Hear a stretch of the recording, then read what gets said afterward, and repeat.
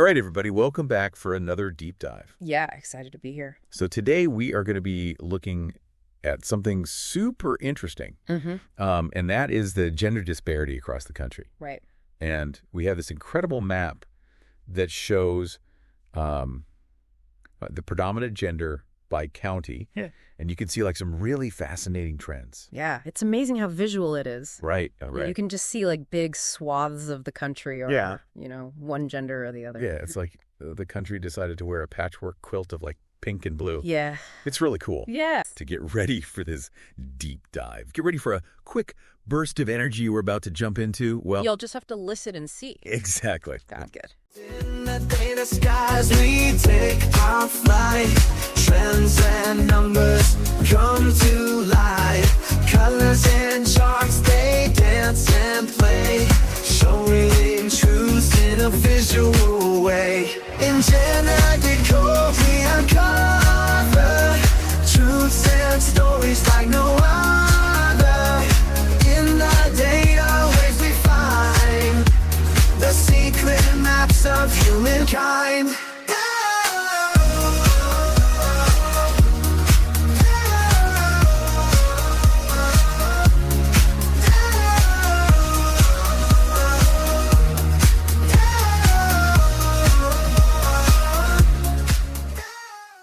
Yeah. So we found this research paper, and they have this map. Oh, cool. And it basically color codes all the counties in the U.S. Okay. Like whether they are majority male or female, Uh-huh. or an even split. And how do they color code it? Yeah. So blue is male, Okay. pink is female, and then yellow Gotcha. is for when it's balanced. Interesting. Yeah. And just looking at it, you can kind of see all these like regional trends. Yeah, just from the visual of it. Yeah. And it kind of makes you think about like, why? Absolutely. Like, what are the factors that are going into this? Yeah. What makes some areas more male-dominated, some more female? What's going on? Exactly. So let's jump into it. Let's do it. So one of the first things that jumps out at you is the East Coast. Okay.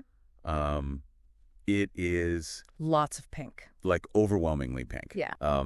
Especially down in like the Southeast and then parts of the Midwest. Interesting. You see it too. Yeah, definitely. So the paper kind of digs into this. Yeah. And one of the things they talk about is that women generally live longer than men. Of course, yeah. And they say this is like especially apparent. In the more densely populated areas. Yeah, like the East Coast cities. Makes sense. So I guess if you have like a higher concentration of people and women are living longer, Right. that's going to kind of skew. This is going to have a more noticeable impact on those demographics for sure. Okay, so then we look west, and it's almost like the opposite. Okay, yeah, the West is a totally different story. Yeah, totally different. What are we seeing there? Yeah, so you've got states like Nevada and Utah. Lots of blue, Yeah. male-dominated. And then Alaska. Very. Alaska's like really blue. Out of all the states, that's the one that always jumps out to me. Yeah, like one of the highest male to female ratios Yeah, it's striking. in the whole country. Wow. So I was curious about that. Yeah, me too. So I dug into the paper a bit more. Okay. And it seems like Alaska's kind of a special case. Okay. How so? Well, they talk about how historically industries like mining, construction, resource extraction, Right. Very male-dominated. they all tend to attract more men. Yeah, definitely. And Alaska's got a lot of that going on. Absolutely. Uh, Like the oil pipelines, Yeah, fishing, all of that. tough jobs, often attracting a younger male demographic. So it seems like it's kind of a combination of like the types of jobs. Yeah. And then also that they attract a specific. A specific demographic. Yeah. Interesting. So that's Alaska. Okay. But even in the lower 48, you still see this trend in the West. Yeah, even outside of Alaska, the West definitely leans more male overall.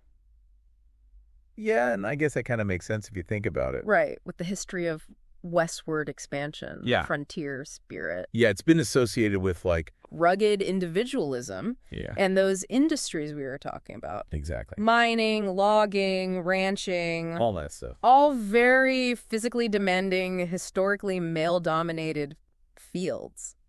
Okay, so we talked about the East Coast. Yeah. We talked about the West. Uh-huh. So where does that leave the Midwest? Yeah, that's the interesting one. Yeah, the Midwest is kind of like the middle ground. Yeah. Literally. Lots of yellow on the map there. Yeah, lots of yellow, a lot more balanced. More of an even split between men and women. Yeah, so states like Nebraska, Iowa, Yeah. they're showing a pretty even split. Interesting. And I think the paper suggested this because of like Okay. the strong agricultural communities. Yeah, that makes sense. Like you think about farming families, Mm-hmm. it's often like multi-generational Right. people tend to stay put. Less population churn, less migration in and out. Exactly. So the demographics are more stable. Yeah. Interesting. Okay, so it's not just like an East Coast, West Coast thing. No, definitely not. The paper also talks about urban versus rural. Oh, yeah, that's another layer to this. Yeah. Fascinating how that plays out. Yeah, so in general, it seems like urban areas, More women, yeah, tend to have more women. especially in some of those big cities. Yeah, like if you think about California, New York, Florida. Yeah, those are some heavily populated states. Yeah, and their big cities tend to lean female, Interesting. whereas a lot of rural counties, Especially out west. yeah, especially out west, they tend to have more men. Huh. So we're seeing that rural-urban divide play out in the gender distribution as well. Yeah, and they talk about a few reasons for this in the paper. Okay. One thing they mention is healthcare access. Okay. Yeah, that makes sense. Like urban areas tend to have more hospitals, More specialized clinics. more doctors. Right. More options overall. Yeah, and that could be playing into the longer lifespans for women. Yeah, and it's not just the quantity of health care. Right. It's also the types of care that are more readily available in cities, like specialized reproductive health services. Yeah. Which often might be limited in more rural areas. Yeah, exactly. So that could definitely be a factor. Okay, so we talked about healthcare, Uh-huh. but then there's also migration, Yeah, that's a big one. which we touched on a little bit earlier. Definitely, but it's It's a key driver of demographic shifts. Yeah, like when people move for jobs or for, whatever reason. Right, it's going to impact the gender balance of those areas. Yeah, they specifically mention states like North Dakota Oh, yeah. and Wyoming. The oil and gas boom. Yeah, and how those industries tend to attract. A predominantly male workforce. Yeah, Yeah. and so you see those states becoming more male-dominated. Yeah, it's a direct link between economic opportunities Uh-huh. and shifting demographics. Exactly. It's fascinating how these things are all interconnected. Yeah, it really is. It's not just about gender, it's about economics. Yeah. It's about social factors. Right. It's about history. It's like all these things coming That's- together. Yeah, it paints a really complex picture of how these demographics evolve over time. Yeah, and I think that's what makes it so interesting. Absolutely. It's not just like a simple answer. Right. There's no single explanation. It's like a puzzle with all these different pieces. Yeah, and by looking at gender distribution, we're actually getting a glimpse into all these other fascinating trends. Exactly. Like migration patterns, Yeah. healthcare access, economic opportunities. Yeah, and so for anyone listening out there, Yeah.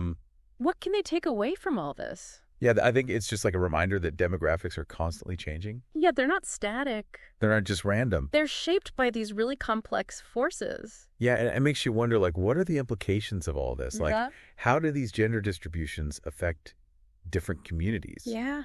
Great question. Like, do they influence things like local politics Interesting. or healthcare needs Uh-huh. or even like social dynamics? Yeah, like how people interact with each other. Yeah, it really makes you think. Absolutely.